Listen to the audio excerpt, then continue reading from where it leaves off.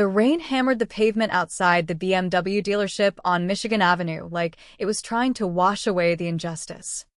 I stood there in the downpour, soaked to the bone, watching my parents hand over the keys to a gleaming black X5 to my brother Ryan. $48,000. Cash. For a man who had just totaled his last car while over the limit. Ryan grinned like a kid on Christmas, completely unfazed. Brooke, his wife, kissed his cheek and posted it straight to Instagram. Mom was already tearing up, hugging him. We're just so relieved you're safe. Baby. I couldn't move. My Honda Civic, the one I'd repaired myself after a hit-and-run 6 months earlier, sat parked 2 blocks away, still carrying the faint scar on the fender that cost me $7,800 out of pocket. No help. No sympathy. Just a lecture from Dad about personal responsibility. That moment crystallized everything. My name is Elena Brooks, 33, Senior Marketing Director at Apex Strategies in Chicago. The responsible one. The one who got straight A's. Earned a full ride to Northwestern. Paid off her own MBA. Never missed a bill. And never asked for a dime. Ryan, 2 years older, was the golden child. Charming, reckless, entitled. The one who could light up a room and burn it down the next day. And our parents would still applaud. The pattern started early.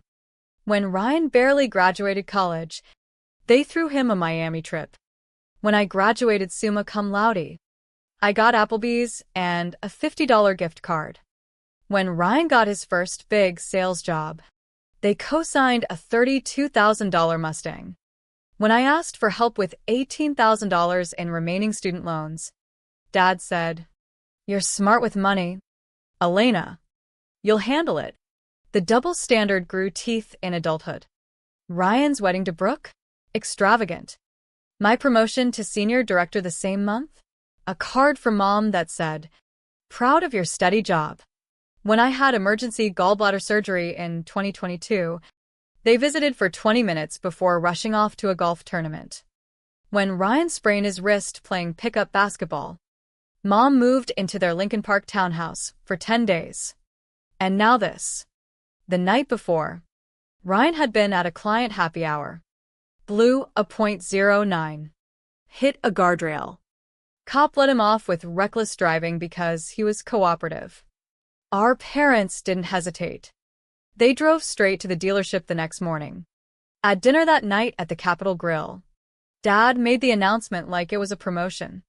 Ryan could have been seriously hurt, Mom said when I finally found my voice. This isn't the time for your jealousy. Elena. Jealousy. The word tasted like ash. He drove drunk and you rewarded him with a $48,000 SUV. I got rear-ended sober and you told me to figure it out. Dad waved a hand. Different circumstances. His car was newer. Yours was practical. I left before dessert, hands shaking on the wheel of my 10-year-old Civic. I drove the long way home along the lake, letting the city lights blur through tears I refused to let fall. That night, alone in my modest Wicker Park apartment, something inside me finally snapped. They thought I was scraping by. They had no idea I was worth $2.1 million. What my family never knew, what I guarded like a state secret, was that I had built an empire in the shadows.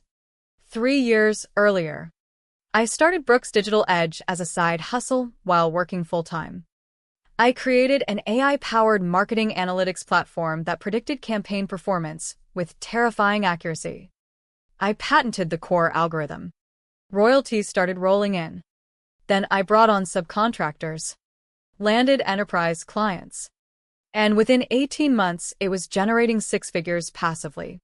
I also became a silent investor in Harvest and Hearth, the hottest farm-to-table restaurant in the West Loop. My $180,000 investment had grown to over $620,000. Smart index funds, real estate syndications, a small angel portfolio, everything diversified. By March 2024, my net worth sat at $2.1 million. I still drove the Civic, lived in a nice but not flashy apartment, wore quiet luxury, dressed like someone comfortably upper middle class. Why hide it? Because the moment they found out, they would either claim credit, we raised her to be independent, or weaponize it, Ryan needs help with his credit cards. Surely you can. I wanted to know if they could ever love me without a price tag. The answer had always been no. After the dealership night, I stopped playing small. I gathered everything. Years of Venmo transfers to Ryan. Emails where mom complained I was too difficult compared to our easy boy. Texts planning to guilt me into covering Ryan's $27,000 gambling debt. They thought I had maybe $60,000 saved. I met with Sarah Klein, a family law attorney who specialized in financial exploitation cases. She read the evidence and said quietly, "This isn't preference. This is emotional abuse with financial manipulation. You have options." Ryan's 35th birthday was 6 weeks away. They'd rented the grand ballroom at the Drake Hotel. 160 guests. Live band. $40,000 budget. The perfect stage. I prepared like it was a hostile takeover. I bought the dress, a backless Alexander Wang in emerald green that cost more than Ryan's monthly salary. Professional hair and makeup. Heels that made me feel unstoppable. Valerie, my boss and the closest thing I had to a sister, agreed to be my plus one. My cousin Mia promised to record everything discreetly. The night before the party, I sat on my balcony overlooking the city, USB drive in my hand containing the presentation that would end the lie I'd lived in for 33 years. I wasn't invisible anymore. I was the storm they never saw coming. The grand ballroom glittered. Ryan held court at the bar like a king. Brooke in a custom Versace. Mom and Dad beaming. At 9:45 p.m., Dad clinked his glass for the speech. He spent 10 minutes inflating Ryan's mediocre career into legendary status. Then he said the line I'd been waiting for. And now, a slideshow of memories. I slipped to the laptop. The screen lit up, not with baby photos, but with Mom's text from 2 years ago. Ryan always needs help. Elena never does. It's exhausting. Gasps. Next slide.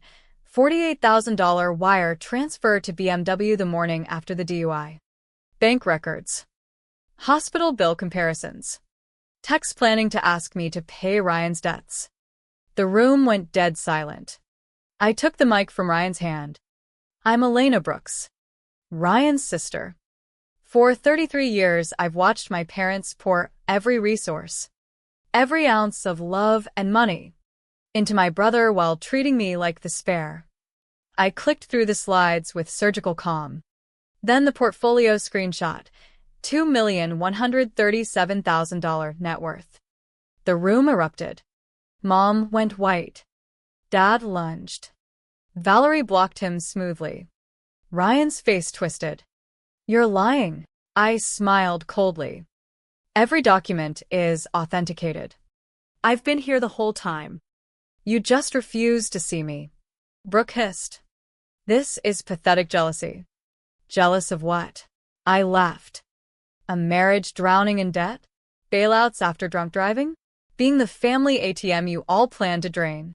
Aunt Carol stood up in the back. She's right. We've all seen it for years. I ended with, I'm not asking for money. I'm done performing for love I'll never get. Happy birthday, Ryan. Consider this your gift, the truth. I walked out to thunderous chaos. Valerie linked her arm through mine in the lobby. That was the most beautiful mic drop in Chicago history. For the first time in my life, I felt seen. The fallout was nuclear. Ryan's Instagram imploded. Attendees posted videos. His follower count dropped 70% in 48 hours. His company put him on unpaid leave. Mom alternated between crying voicemails and venomous texts calling me ungrateful. Dad tried the let's be adults approach. Neither acknowledged the core issue. 3 days later, Sarah filed the lawsuit.